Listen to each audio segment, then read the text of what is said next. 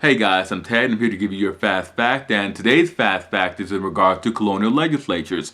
And now the vast majority of the colonial legislatures, not all of them, the legislatures of North and South Carolina, Maryland, Pennsylvania, Delaware, and New Jersey were legal legislatures. They were legally provided by the governing bodies. Very early on, their first Earl of Shaftesbury wanted the Carolina province to have a legislature. The barons, the lords of Baltimore, were forced to grant Maryland one, as was the Penn family in Pennsylvania and in Delaware. They were very quickly forced to grant legislatures to those groups.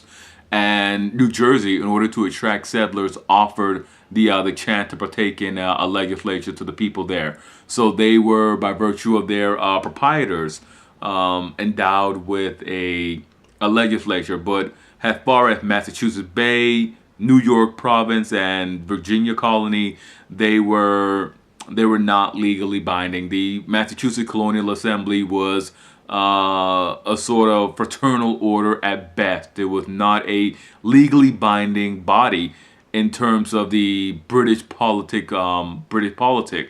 Them passing laws was mainly seen as a communal compact and not a legally binding law. The same thing goes with the Virginia House of Burgesses.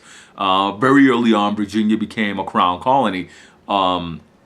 After the restoration of the monarchy, Massachusetts also became a royal colony, in which the crown began to send governors to govern both of those colonies. And the governors, because the crown lacked the ability to give them money to provide them with a salary, the governors were sort of forced to acknowledge the existence and the rights of the colonists in coming together and forming a colonial legislature in order to gain money from them.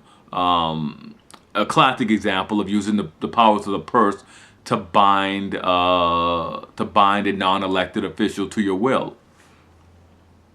Now, this situation went pretty much unnoticed until after the 7 Years' War, until after 1763, in which the relationship in terms of power and authority between the Parliament of the United Kingdom and these colonial legislatures sort of provided the groundwork, provided the early tension for the outbreak of hostilities leading to the American Revolution.